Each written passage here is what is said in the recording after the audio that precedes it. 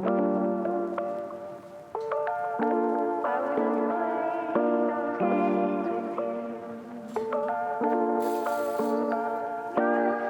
guys, welcome back. On the last episode, I went to the junkyard and got some small pieces here and there to refresh my Tiburon. On this episode, I'll be diving more into the engine and trying to find out just what happened. When I did my first oil change on this car, the oil came out looking like cement, and that's when I knew this engine was done for. But I still have a very small slither of hope for this engine. Maybe just the top end is damaged or something minor because I don't hear any bottom end rod knocks. So until I move to my new place and find an engine for this car, I'm going to open this one up just to try and see what caused the damage and also just learn how this engine works.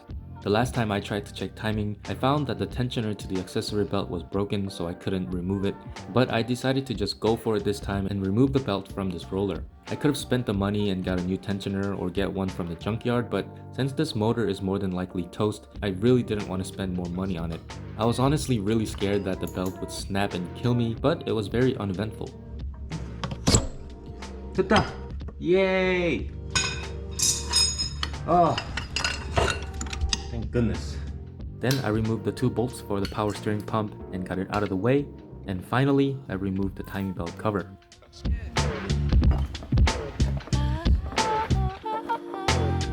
So if this was a job to replace the timing belt completely, I would have to remove that big pulley right there, and that would uncover the crankshaft sprocket.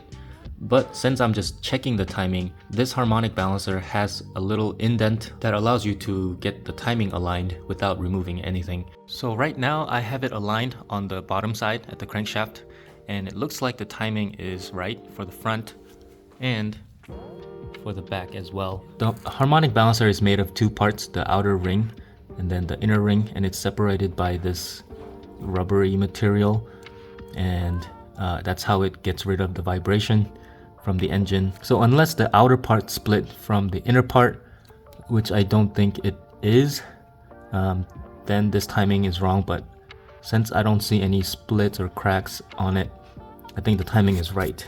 And if you're wondering why I removed the sway bar end links that usually goes from here to that ball joint right there, well, I didn't. So this car just didn't come with one, and I guess the previous owner just forgot to put it back on, which is crazy. But when I was driving it, I did feel a little side-to-side movement that made me feel a little sick, and now I know why.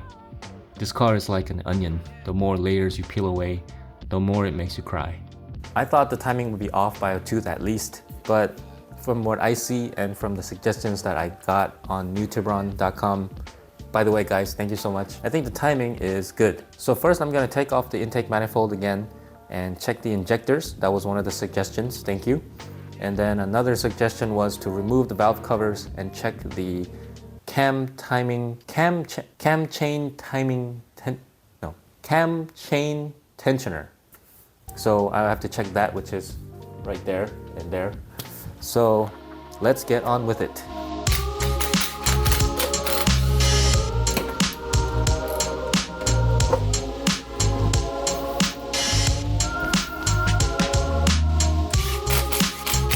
Before removing the injectors, you always need to remove the fuel pump relay and crank the engine a few times to relieve pressure so you don't get an ocean of fuel coming out of the injectors, which I totally knew about. Well, the fuel eventually does stop. I have no choice. I'm just gonna let the fuel drip out. Ooh, that is a lot of fuel, man. So it's gonna be all over my floor. But, good thing I disconnected the battery. Also, every single one of these connectors, they're like really mangled up. I don't know why you would need to do that. You just press on it and take it out, you know? Why? This one too. You just have to press on it and take it out. Even I could do it. Come on. I found my dream car. Your what? My dream car. You found your dream car? Yes. Oh my gosh. Can you buy this for me? Please. My wife says this is her dream car. Please. Please, and then can you fix it like you did with yourself? Sure. No. So here is the injector. I actually don't see any branding on it. It looks clean, but no branding.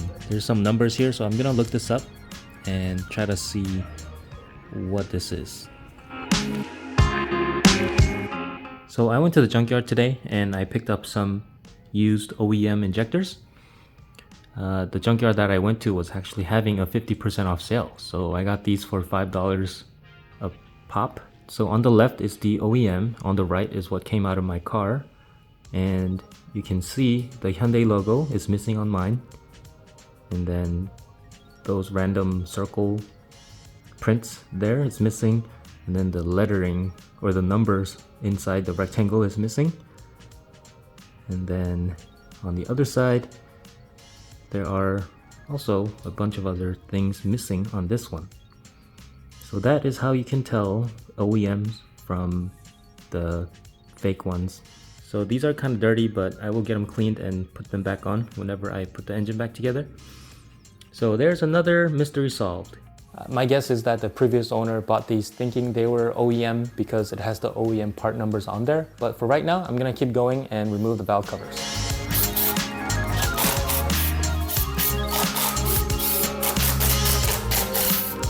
That's everything.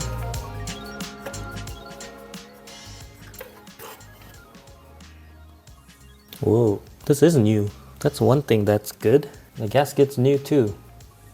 This is like bone dry. Is that normal?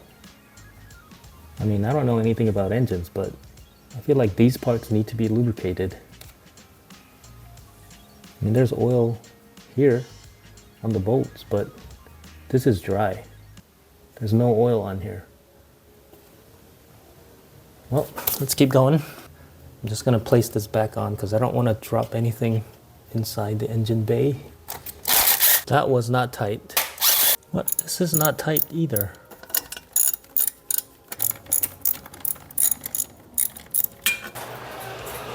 엔진 뜯었어. 와, 안에 엄청 멋있다. 그지? 새 거 같네.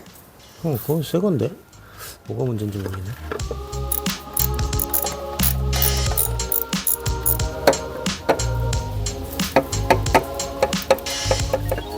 Why is it hitting on something? Interesting. Interesting 해봐. Interesting. It's like hitting on something. What could it be? 얘들아, 차차차차. 짜짜짜.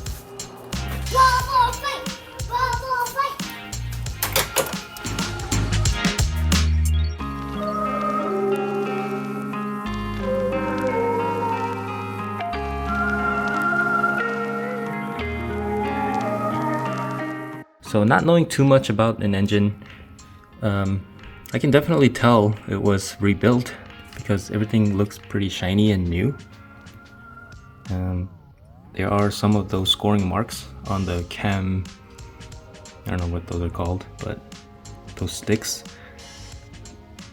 But I don't see any like significant scratches or anything wrong, honestly. And this is the tensioner that I was after, and there is a little bit of play. I'm pretty sure that's normal, so I don't see anything wrong with this end. On the other end, the chain is right there, also similar amount of play, but I think that's normal. And also I don't see anything significantly wrong, or any metal specks or anything debris flying around in there inside. So yeah, I think this top end is pretty clean. Now, me being a noob might be completely wrong, and maybe you guys are seeing something I'm not seeing. So if you guys see something, please let me know in the comments, because I think it's a pretty clean engine. So gonna do a quick little shake test. So none of these should be shaking really. That play is normal, probably. And there's a pretty good amount of plastic under here, the tensioner.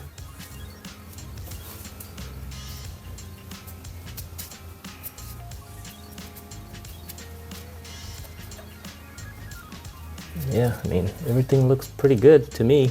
So unless I'm missing something, I think my top end is also okay, which means I'll have to drop the oil pan and see what's under there on the bottom end, which is gonna be another task, but I'm willing to do it because I want to learn anyway. So on the next video, I think I'll be doing that. And as a side note, I got a new tensioner. This is a Hyundai genuine tensioner, so I'll put that on there. And then I also got a gauge cluster. I don't know how many miles it has. These are both from the junkyard, so I'm gonna try to plug this in and see if the check engine light works first of all. And if the mileage is close enough, I'm gonna put this one in.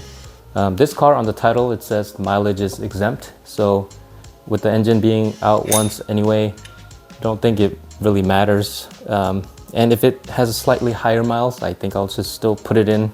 Doesn't really matter. I think this car, the way it is right now, is not worth much. So that's what I'll be doing. Anyways, thanks for joining me in this quick little video. I hope you guys have a good one. As always, thanks for watching, and I'll see you guys on the next one.